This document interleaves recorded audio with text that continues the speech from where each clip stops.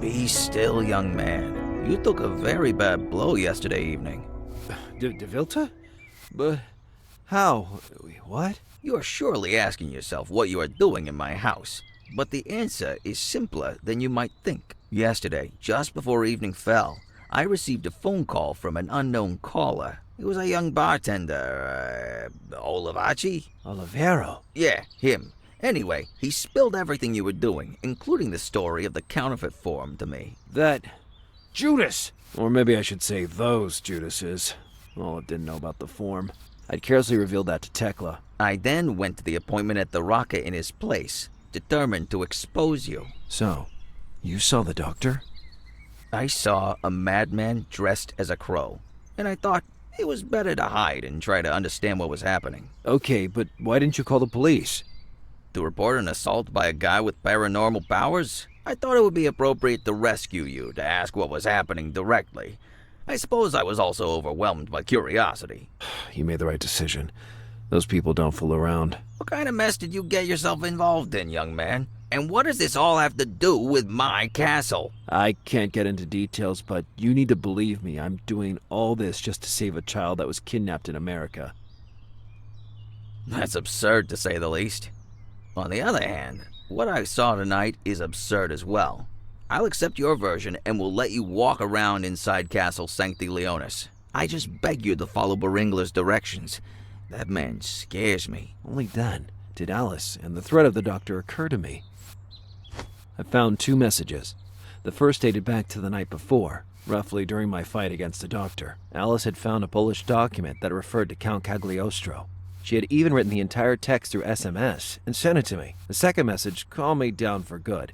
It was from the wee hours of the morning and informed me she was hitting the road to reach me in San Leo. No mention of the doctor. Evidently, Alice proceeded ahead of time without even realizing the danger she averted. Now I have to go, but I could still use some help. Leave the door open when you go, and come back whenever you want.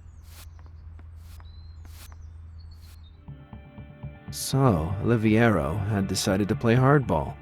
I'll give him a taste of his own medicine. You... Wait, let me explain. I don't know who you think you're dealing with, but now I'm really pissed off. Whoa, what are you planning to do? Shut up and follow me, and no sudden movements. A shot might go off. What is this charade? This is a crazy killer. He wants to shoot me. I really want to see this.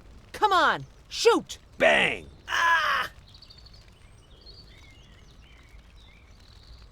But, what? I can't believe I fell for that. Did you know? You can see the shape of the finger from miles away, dope. You two nearly compromised my investigation, and now I want to know why. We can't trust anyone. Don't you get it? Are you going to listen to me, chump? I said, and I'll repeat it, my sources confirmed his version. He really is a former detective from Miami. We've been stuck on this search for months now. I say let's try. All right then. Let's follow your instinct. How about you start from the beginning and tell me what's going on here, backward and forward. A while back, we went into the forest on an excursion. It was a perfect night for an excursion, thanks to the full moon illuminating the path. Everything was going perfectly, when suddenly we stumbled onto something unusual. The tracks of an animal that, judging by the print, had to be huge. Tekla claimed she had never seen anything like that. And what did you do? Tek decided to follow the tracks, but I didn't feel like going with her. I mean, a huge beast with a full moon? I told her I would manage alone, and I let her go. After 5 minutes, I was already lost, cold and frightened.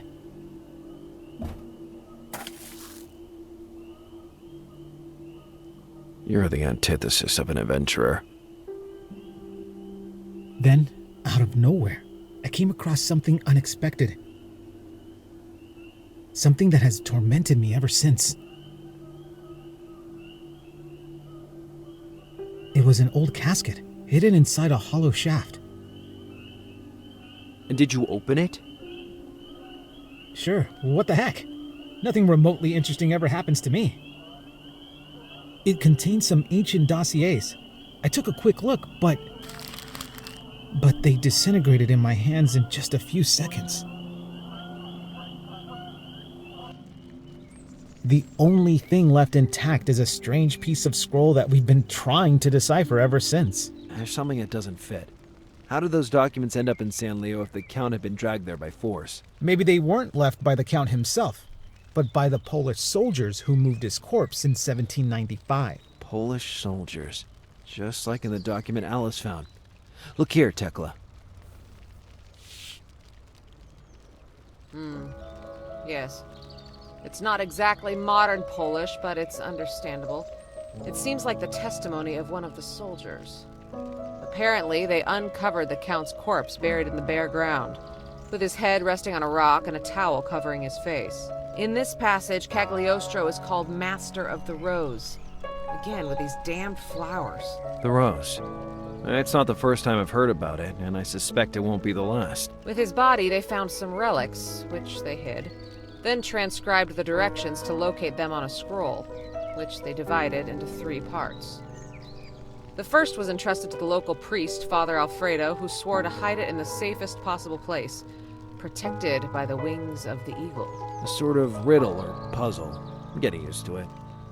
The second group of soldiers, however, was confronted by a contingent of knights in the pay of the De Vilta family and exterminated. The last piece was closed in a trunk and buried near an easily recognizable centenarian tree. This must be the one we found. We already have the first piece. Well, I wouldn't be so sure of that. What do you mean? Yesterday morning, I went for a helicopter ride to fly over the woods looking for the beast. When we saw you passing by. Right. My bag could have accidentally fallen down in that area. What? Easy, Blondie. I was planning to go retrieve it today, but I'm waiting for the maintenance guy to bring me back my rifle. I don't want to walk around without a weapon with that monster nearby. Fine, but we can't afford to wait. I'll go recover the bag. Do as you wish. But take that pickaxe. You'll need it. And make no mistake, I'm not giving it to you because I feel guilty. Not at all. I didn't know yet at the time, but I should have turned over every stone in San Leo to dredge up those 3 scroll pieces.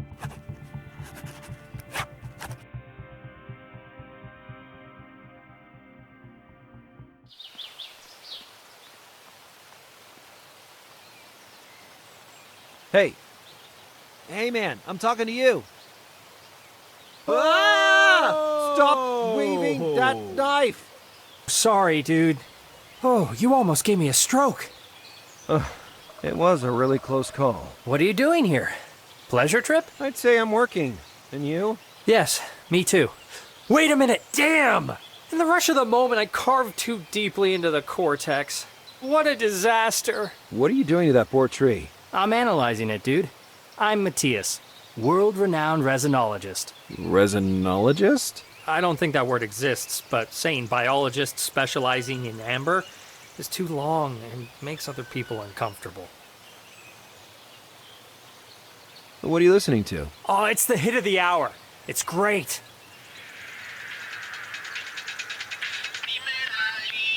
Catchy. I've been listening to it on repeat for days. See you, Matthias. Take it easy, dude. And there it was, Tekla's bag, a cliff away from me.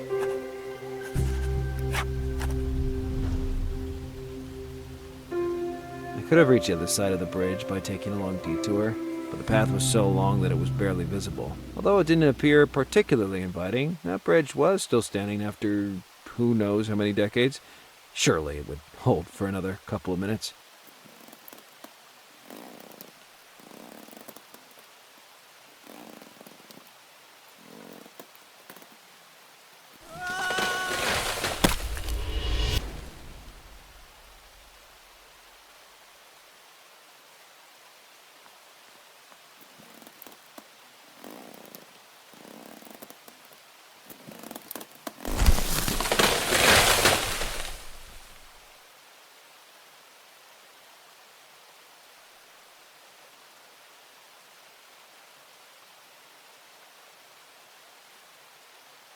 That was close. But now I had to find an alternate way to reach that bag. Going all the way around was still out of the question. The little tree was clearly dead, and I could see a crack crossing it transversely. I couldn't resist.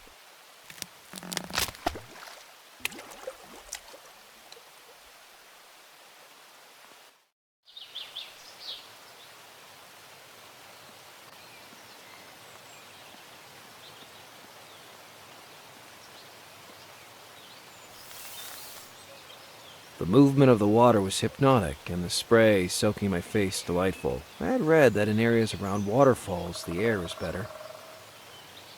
In the middle of the moss, a small hole stood out that seemed to stretch deep inside the rock. The rope remained stranded on the cliff, a memento of my foolishness in wanting to get across that bridge. Once, when I was a kid, I slipped my head through the bars of a gate. When I decided to back out, my ears got stuck, trapping me. The same thing happened with that tool. I'd never be able to pull it out of there.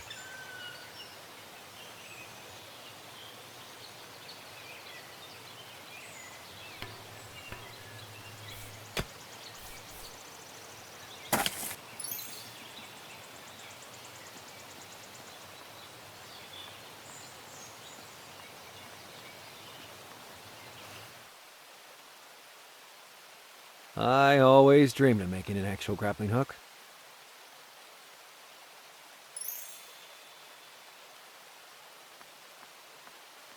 That way I could reach the rocky outcrop, bypass it, and get to the opposite plateau. Why wasn't my brain able to come up with a plan that didn't account for the possibility of splattering on the ground like a tomato?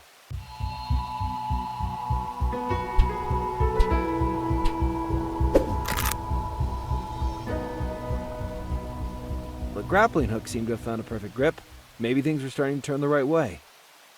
No, absolutely not. Wrong way. Completely wrong. One last effort.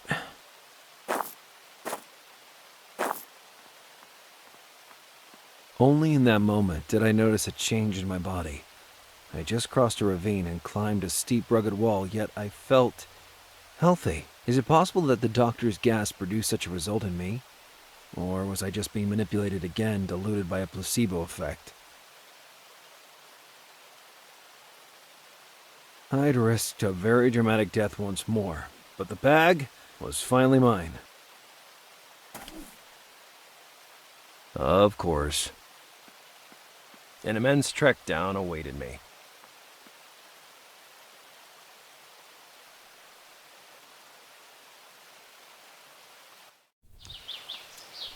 I remained speechless. The bag had fallen prey to a rapacious pointed beak belonging to a mean face that boded no good.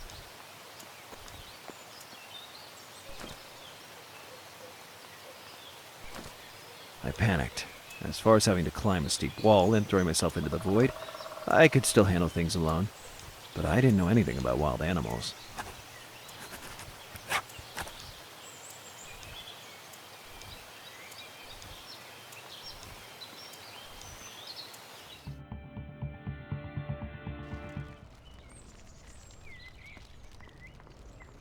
Nowak. That's a Polish surname, right? What are you?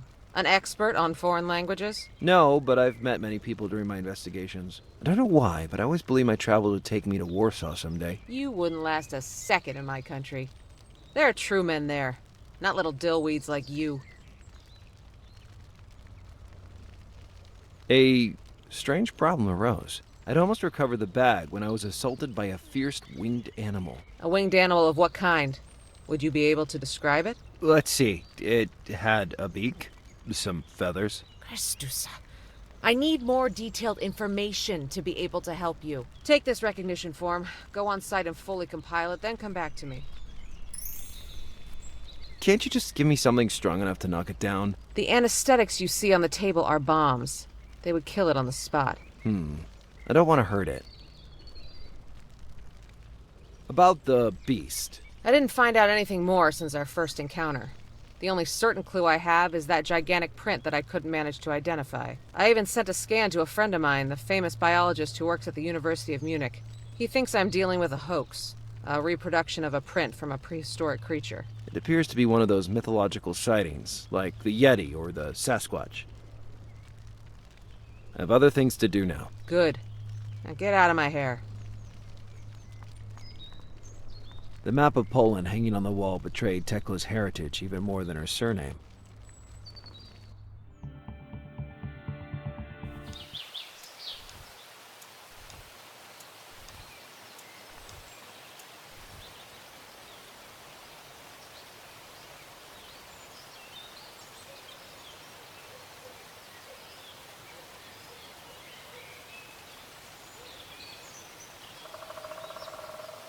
I had to submit the results to Tekla.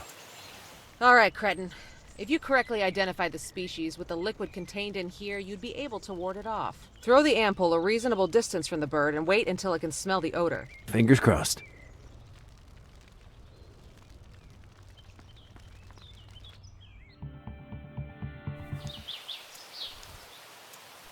I strongly hoped I'd guessed the species right, and prepared myself to throw another of my curveballs.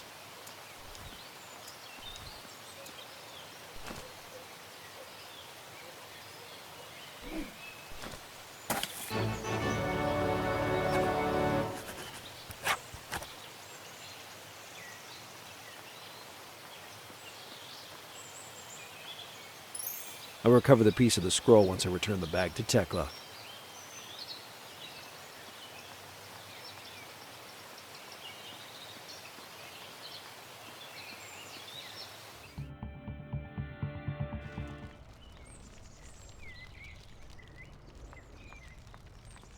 Look what I have here for you. It's about time. Put it next to the fireplace. And here's one of the scroll pieces retrieved. Not that this makes you less of a wuss. And the first piece of the scroll was mine. There were still 2 left.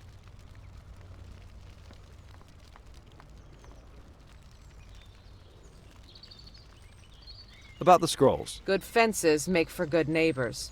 You and Oliviero should take care of the scrolls. I'll deal with the beast. But if you could just... I'm about to bring out the cutlass from earlier, Cretin. All right, I'll manage. I have other things to do now. Good. Now get out of my hair. I glimpsed some vials, but I didn't know what they contained.